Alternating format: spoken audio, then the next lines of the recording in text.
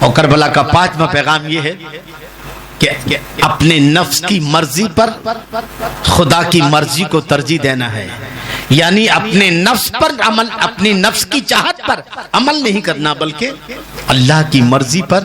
امام حسین کے سامنے سب کچھ تھا، اندر کا نفس کہہ رہا تھا امام حسین بیعت کر لو، یزید کو خلیفہ برحق مان لو، نہیں تو نہ جانے آزمائشوں کی کتنی آندیاں طوفان چلیں گے۔ جی کیونکہ طاقت کس کے ساتھ ہے؟ سب کچھ اس کے ساتھ میں ہے، لیکن آپ نے اپنے اندر کی آواز کو ٹھکرا کر اللہ کی مرضی کہتی امام حسین اگر آپ نے بیعت کر لی تو نظام اسلام کا بدل جائے گا۔ آپ کی بیعت کرنا یزید کے برے اعمال کے لیے جواز کی سند بن جائے گا، لوگ سمجھیں گے کہ یزید کا عمل جو ہے وہ اسلام کے مطابق ہے، اس لیے امام حسین نے بیعت کر لی ہے۔ تو آپ نے اللہ کی مرضی کو آگے رکھا اور اپنی مرضی کو آپ نے ٹھکرا دیا۔ تو یہ کربلا کا 5واں پیغام ہے کہ رضائے مولا پر راضی رہنا۔ اور چھٹا پیغام سماعت فرما لیں، چھٹا یہ ہے کہ جب بھی جہاد کی بات آئے، جب اسلام خطرے میں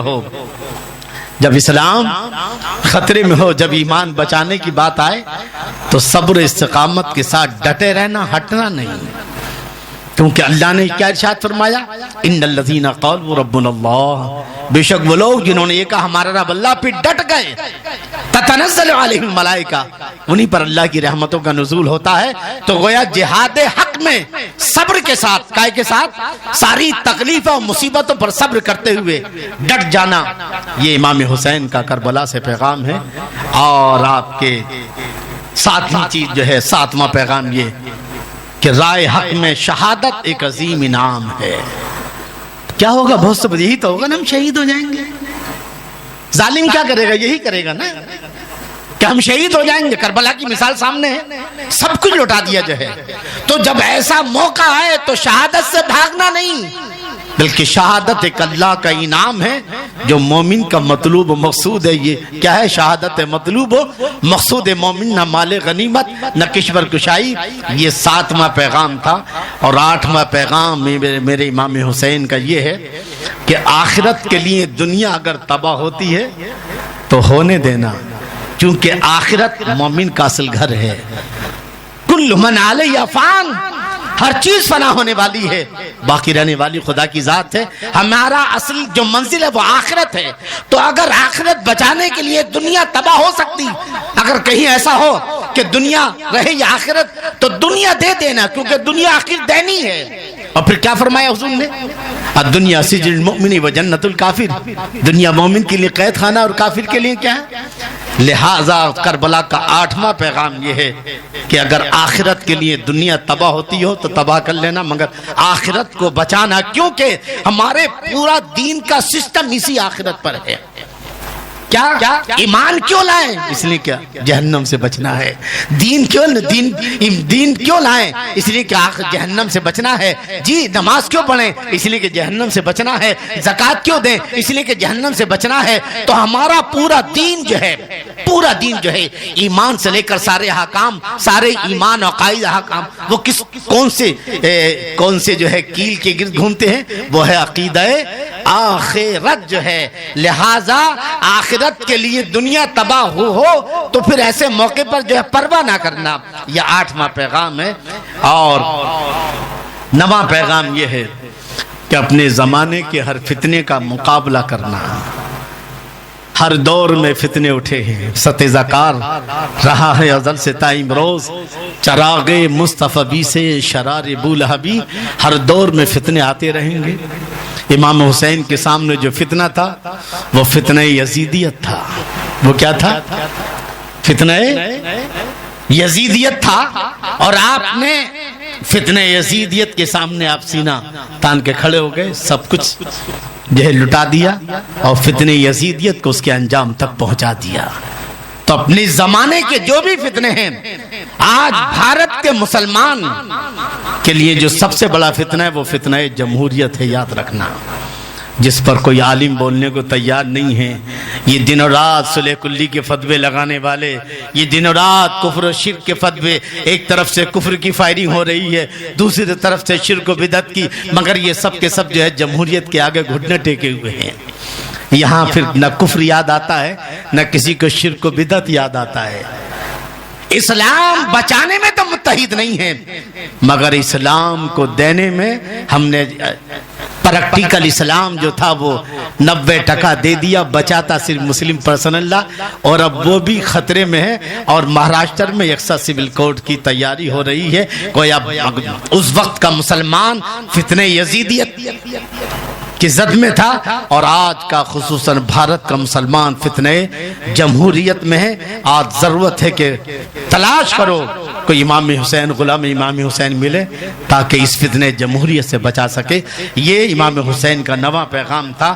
اور 10واں پیغام یہ ہے کہ ظالم کتنا بھی ظالم ہو، ایک دن اس کو انجام تک پہنچنا ہے. آپ نے دیکھا مابعد کربلا میں کہ وہ یزید کہ جس نے اپنی حکومت کے لیے 3 بڑے خطرناک کام کیے تھے. پہلا تو یہ اس نے حکومت کی معلوم ہے کہ 3 سال 7 مہینے، اور 3 سال 7 مہینے میں اس نے 3 بڑے خطرناک کام کیے. پہلا تو یہ کہ امام حسین کو شہید کیا. دوسرا یہ ہے کہ مدینے کے احترام کو مدینے میں اس نے قتل عام کیا. 10,000 مسلمانوں کو شہید کیا، جس میں جو ہے 700 صحابہ کرام موجود تھے، اور 1,000 مسلمان عورتوں کی عزت لوٹی یزیدی فوج نے جو ہے. دوسرا خطرناک کام مسجد نبوی شریف میں گھوڑے باندھے.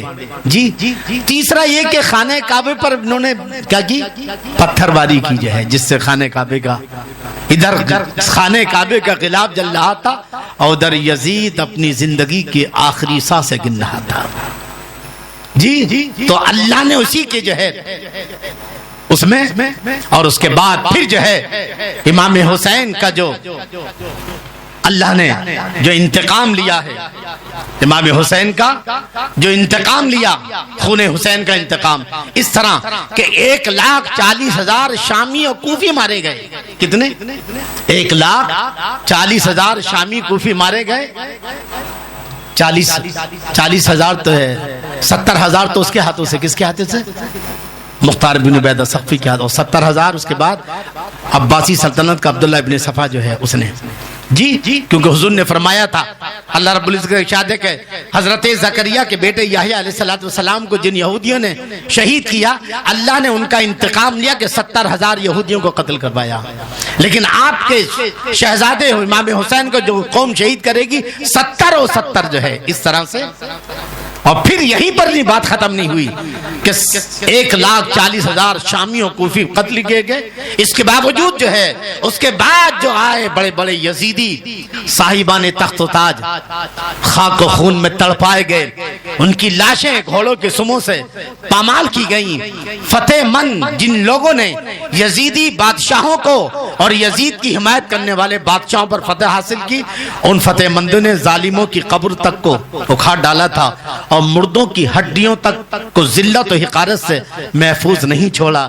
یہ خون حسین کا انتقام تھا جو میرے رب نے لیا.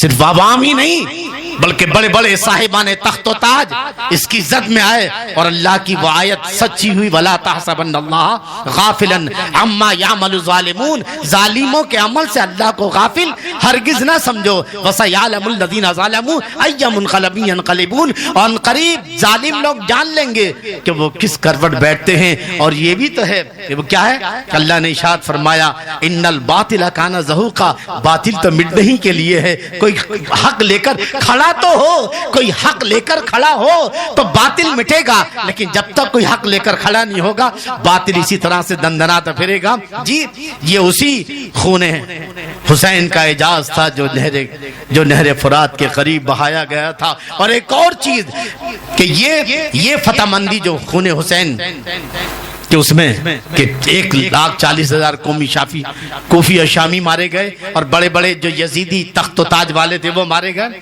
1 صدی کا انتظار کرنا پڑا مکمل جو ہے خون حسین کو فتح مندی حاصل کرنے کے لیے. لیکن حقیقت میں مظلومیت کا خون یاد رکھنا یہ تو انتظار کرنا پڑتا ہے کہ کب ظالم کی حکومت ختم ہوگی، ہونی ہے۔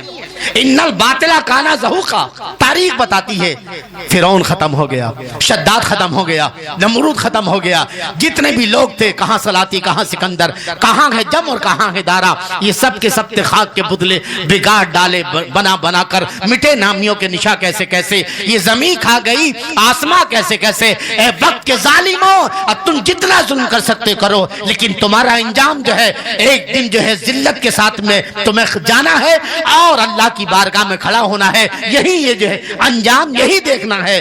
تو گویا کہ چونکہ اللہ کا فرمان ہے ان الباطل کان زہوقا، باطل کو آخر مٹنا ہی ہے۔ اور ایک جگہ کیا کہا گیا، کیا کہا گیا کہ وہ آیت ہے کہ فائزہ ہو، اللہ تعالیٰ حق کے ذریعے حق کو باطل پر مارتا ہے۔ کیا مارتا ہے؟ حق کو باطل پر مارتا ہے تو باطل مٹ جاتا ہے۔ امام حسین رضی اللہ تو میں عرض کر رہا تھا کہ یہ فتح مندی کے لیے تو تھوڑا وقت لگتا ہے باطل کو ختم ہونے میں، لیکن مظلومیت کا خون جس وقت کہ بہتا ہے اسی وقت اپنی مانوی فتح مندی حاصل کر لیتا ہے اور اعلان ہوتا ہے قتل حسین اصل میں مرگ یزید ہے، اسلام زندہ ہوتا ہے ہر کربلا کے بعد۔ تو یہ وہ 10 اصول تھے جو میرے امام حسین رضی اللہ تعالی عنہ نے جو ہے کربلا سے دیے ہیں۔ 10ویں محرم کے 10 بڑے، اگر آج بھی ضرورت ہے کہ ہم اس بات کو سمجھیں کہ امام حسین رضی اللہ تعالی عنہ نے جو ہے اپنی مختصر جو ہے جماعت کے ساتھ، کتنے ہیں صاحب مختصر جماعت کتنی کہ صرف 72 ہیں، کتنے 72، اور وہ کتنے ہیں 22,000، کتنے کا مقابلہ ہے؟ ایک کے مقابلے 300 کا، ایک کا مقابلہ کتنا؟ لیکن امام حسین نے حق کا پرچم بلند کیا، اگرچہ حق چاہے کتنا کمزور ہو لیکن مسلمانوں کو، ایمان والوں کو حق کا ہی ساتھ دینا چاہیے، کیونکہ ظالم چاہے کتنا طاقتور ہو اس کے خلاف کھڑا ہونا ایمان والوں کے لیے کیا ہے، ضروری ہے۔ کربلا کا یہ پیغام آج بھی، آج جو بھارت کے مسلمانوں کا جو معاملہ چل رہا ہے، ضرورت ہے کہ ہم اپنے مسائل کو لے کر اٹھیں۔ پہلے امام حسین، کسی غلام امام حسین کو تلاش کریں، اور 72 تو اس کے بعد میں مل ہی جائیں گے۔ یہ لوگ ہمیں کربلا کی طرف لے جانا چاہتے ہیں۔ یہ کربلا ہمارے، میں نے آج بھی جمعے میں اس بات کو کہا ہے، کیا کہا ہے؟ وَمَنْ عَارَضَ عَنْ ذِكْرِ، راہ خدا ایک چیز سمجھ سے چلے۔ حضرت امام حسین رضی اللہ تعالیٰ عنہ نے راہ خدا میں اپنی جان دی، سب کو لٹا دیا۔ تو یہ راہ خدا کیا ہے، ذرا اس کو سمجھتے چلیں۔ میں نے اس سے پہلے ایک حدیث بتائی تھی آپ کو کہ اللہ کے رسول صلی اللہ تعالی علیہ وسلم نے ارشاد فرمایا تمہاری جنت و دوزخ تمہارے اتنے قریب ہے جیسے تمہارے جوتے کا تسمہ۔ تمہاری جنت و دوزخ کتنے قریب ہے؟ جیسے تمہارے جوتے کا تسمہ، اتنا قریب ہے۔ کیا مطلب ہے اس کا؟ راہ خدا، یہ فارسی لفظ ہے راہ خدا، خدا کا راستہ۔ عربی میں فی سبیل اللہ کہتے ہیں اس کو، وَلَا تَقُولُوا يُقْتَلُوا فِي سَبِيلِ اللَّهِ أَمْوَاتٌ، اور اردو میں کہتے ہیں خدا کا راستہ۔ یہ خدا کا راستہ کیا جانتے ہیں؟ تو اس کو آپ سمجھتے چلیں کہ جب آپ چلیں گے، آپ نے قدم بڑھائے، یعنی آپ یہاں سے نکلے، ٹھیک ہے؟ اب آپ کے لیے 2 راستے ہیں، ایک شیطان کا راستہ ہے جو گناہوں کا راستہ ہے، اور ایک نیکی کا راستہ ہے۔ سمجھ رہے ہیں نا؟ تو اگر ہم چلے، ہمارا کوئی بھی قدم 2 میں سے کسی ایک کے ساتھ ہے، یا تو خدا کی راہ میں ہے یا شیطان کی راہ میں ہے۔ جی اللہ کی دی ہوئی صلاحیت، کیا کہا؟ تمہاری جنت و دوزخ تمہارے اتنے قریب ہے جیسا کہ تمہارے جوتے کا تسمہ۔ یوں ہی سمجھ لو کہ اگر یہ ہاتھ ہیں، اگر ان ہاتھ کا ہم نے صحیح استعمال کیا ہے تو یہ جنت میں جانے کا سبب بن رہے کہ یہی ہاتھ کا غلط استعمال کیا ہے تو دوزخ میں جانے کا سبب ہے۔ یہی آنکھیں جو ہیں، اگر ہم نے اس کا اللہ کی مرضی کے لیے استعمال کیا ہے تو یہی آنکھیں جنت میں جانے کا سبب ہے، اور اگر ان کو اللہ کی مرضی کے خلاف استعمال کیا ہے تو جہنم میں جانے۔ کوئی یہ صرف کربلا ہی ضروری نہیں ہے کہ راہ خدا، بلکہ آپ زندگی جو گزار رہے ہو آپ کو دیکھنا پڑے گا کہ آپ کون سے راستے پر چل رہے ہو۔ یہ جس وے پہ آپ کی گاڑی دوڑ رہی ہے، آیا یہ خدا کا راستہ ہے یا شیطان کا راستہ ہے؟ 2 ہی راستے ہیں، تیسرا کوئی راستہ نہیں۔ ہاں صراط اسلام کا راستہ صرف صراط مستقیم ہے، لیکن شیطان کے راستے کروڑوں ہیں، کروڑوں ہو سکتے ہیں۔ قرآن میں رب ارشاد فرماتا ہے وَأَنَّ هَذَا صِرَاطِي مُسْتَقِيمًا فَاتَّبِعُوهُ وَلَا تَتَّبِعُوا السُّبُلَ فَتَفَرَّقَ بِكُمْ عَنْ سَبِيلِهِ۔ اے میرے نبی فرما دو میرا راستہ جو ہے، اللہ فرماتا میرا راستہ کس کا؟ دین پر چلنے والا، اللہ کو راضی کرنے والا، جنت میں جانے والا جو راستہ ہے، تو وہ ایک ہی راستہ، وہ کیا ہے؟ صراط مستقیم ہے، اسی پر چلو۔ اگر تم نے اس کو چھوڑ دیا فَتَفَرَّقَ بِكُمْ عَنْ سَبِيلِهِ، تو شیطان کے تو کروڑوں راستے ہیں، اس کا کوئی بھی نام دیا جا سکتا ہے، جمہوریت ہے وہ بھی وہی راستہ ہے، اور جتنے بھی راستے ہیں، جتنے بھی فتنے ہیں، جتنے بھی جو ہے وہ سارے راستے، جہنم میں جانے والے کروڑوں راستے ہیں، لیکن جنت کی طرف جانے والا صرف ایک ہی راستہ ہے، وہ ہے راہ خدا، اور وہ ہے صراط مستقیم جو ہے۔ تو گویا کہ امام حسین نے سبق دیا ہے کہ کیا ہے دنیا کا راستہ طے کرنے والوں، راہ خدا کے لیے جو ہے صرف کربلا ضروری نہیں ہے، بلکہ آپ گھر میں گئے تو گھر میں بھی آپ دیکھو کہ آپ بیوی کے ساتھ کیا سلوک کر رہے ہیں۔ اگر اچھا سلوک ہے تو یہ راہ خدا ہے، غلط سلوک ہے تو راہ شیطان ہے۔ ماں باپ کے ساتھ آپ کیا کر رہے ہیں؟ اگر اچھا سلوک ہے تو راہ خدا ہے، اور اگر غلط سلوک ہے تو راہ شیطان ہے۔ آپ تجارت کر رہے ہیں، تجارت کا راستہ اگر اللہ کی رضا کے لیے ہے، اللہ کی مرضی کے مطابق ہے تو یہ راہ خدا ہے، اور اگر اس سے ہٹ کر ہے تو یہ راہ شیطان ہے۔ گویا کربلا صرف وہی نہیں ہے عراق میں، بلکہ کربلا تو ہمارے اندر موجود ہے، اور دو طاقتیں جنگ لڑ رہی ہیں، ایک طاقت کا نام شیطان ہے، دوسری طاقت کا نام رحمان ہے۔ اب جو ہے اسی کے بیچ انسان زندگی گزار رہا ہے۔ تو امام حسین کے سامنے آپ سوچو امام حسین آخر کیا بات تھی کہ جس کی بنیاد پر پورا خاندان لٹا دیا؟ کون امام حسین؟ وہ امام حسین کہ جن کو میرے آقا صلی اللہ تعالی علیہ وسلم نے کاندھوں پر اٹھایا ہو، جن کو جو ہے سینے سے لگایا ہو، اور جن کی رگوں میں حضرت علی کا خون ہو، جن کو حضرت فاطمہ الزہرا نے دودھ پلایا ہو، وہ حسین جن کی محبت جو ہے مومن کے لیے لازم ہے، وہ حسین کہ جن کی طہارت کی گواہی جو ہے، جن کی پاکی کی گواہی قرآن دے۔ آخر ایسا کیا ہوا کہ پورا خاندان لٹا دیا؟ یہاں تو ہم دیکھتے ہیں اس سے دوستی کرو گے تو فائدہ قائم ہے، اگر فائدہ ہے تو پھر چلے گا، کتنا ٹیڑھا آدمی بھی ہو چلے گا، وجہ ہمارا فائدہ ہونا چاہیے، اور اگر فائدہ نہیں ہے تو یہ کتنا بھی شریف ہے، کتنا بھی اگر شرافت کا مجسم پہ کر آ جائے، ارے بولے یہ کہیں بھی پھنسا دے گا، جو ہے اس سے دور رہو۔ جو ہے ہم ہر چیز میں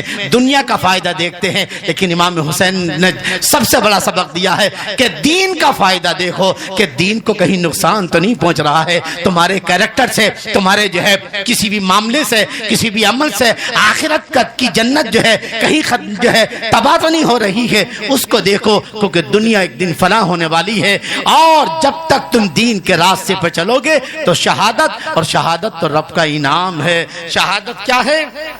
اللہ اکبر۔ کسی نے کہا ہے شہادت کیا چیز ہے؟ شہادت ایک انعام ہے رب تبارک و تعالی کا، جو اللہ نے بندے پر فرمایا شہادت قرب الہی کا شارٹ کر راستہ ہے۔ شہادت فانی زندگی دے کر ہمیشہ کے رہنے والی زندگی حاصل کرنے کا نام ہے۔ شہادت سب سے پہلے جنت میں داخل ہونے کا نام ہے۔ شہادت دیدار الہی کے لبالب جام پینے کا نام ہے۔ شہادت جو ہے آخرت کو جو ہے سجانے کا نام ہے۔ تو گویا امام حسین نے یہ سبق دے دیا کہ اے لوگوں، دنیا کے لیے عیش و آرام کی زندگی گزارنے والوں اور دنیا کے لیے دین برباد کرنے والوں، یہ حسینیت نہیں ہے، بلکہ حسینیت ہے دین سجاؤ، دین کو بچاؤ، اور آخرت کے گھر کو جو ہے سجاؤ، اسی کو بچاؤ، جو ہے یہی حسینیت ہے۔ اس لیے امام حسین نے یہ بڑے 10 سبق دی ہیں۔ اللہ تعالیٰ ہمیں اور آپ کو صحیح طرح اسلام پر چلنے کی توفیق عطا فرمائے، ایمان پہ چلائے، ایمان پہ خاتمہ نصیب فرمائے۔ ضرورت ہے کہ ہم جب بھی کوئی عمل کریں یاد رکھنا راہ خدا کو آپ سمجھ گئے کہ راہ خدا کا مطلب ہے دین پر چلنا۔ جی آپ نے نماز پڑھی ہے، یہ بھی شہادت ہے۔ شہادت مانے گواہی دینا ہے۔ ایک مومن نماز پڑھ کر اللہ کے ایک ہونے کی گواہی دیتا ہے، محمد صلی اللہ علیہ وسلم کے رسول ہونے کی گواہی دیتا ہے، حاجی حج کر کے گواہی دیتا ہے، روزے دار روزہ رکھ کر کے زکوٰۃ دینے والا۔ لیکن چونکہ شہید کو جو ہے شہادت اس لیے کہتے ہیں چونکہ اس نے اللہ کی راہ میں سب کچھ قربان کر دیا ہے، اس لیے شہادت کا جو سب سے فرد کامل ہے وہ کیا ہے؟ اپنی جان داؤ پہ سب کچھ لگا دینا۔ اس لیے وہی مقام، اور اس لیے اللہ کے رسول نے فرمایا ہر مومن کو جو ہے شہادت کی تمنا کرنا چاہیے۔ شہادت مطلوب و مقصود مومن، نہ مال غنیمت نہ کشور کشائی۔ اللہ تعالیٰ بھارت کے مسلمانوں کو جو ہے صحیح طرح اسلام پر چلنے کی توفیق عطا فرمائے، اور جو آج جس جمہوریت کی جس فتنے نے آج ہمیں یہاں لا کر کھڑا کیا ہے، اللہ تعالیٰ ہمیں اس فتنے سے، اللہ تعالیٰ اس فتنے سے نکال کر ہمیں اسلام کی راہوں پر چلنے کی توفیق عطا فرما، ایمان پہ چلا ایمان پر خاتمہ نصیب فرما۔ جو حضرات یہاں تشریف لائے ہیں اللہ تعالیٰ ان سب کی جائز نیک تمنا پوری فرمائے، اللہ تعالیٰ ہمیں کربلا والوں کے نقش قدم پر چلنے کی توفیق عطا فرمائے، اور کربلا کا جو پیغام ہے کہ ہمیں کس طرح اسلام کی حفاظت کرنی ہے دور حاضر میں، جی تو ہمیں اللہ تعالیٰ اس پیغام پر عمل کرنے کی توفیق عطا فرما، ایمان پہ چلا ایمان پہ خاتمہ نصیب فرما۔ سبحان ربک رب العزت عما یصفون وسلام علی المرسلین والحمد للہ رب العالمین۔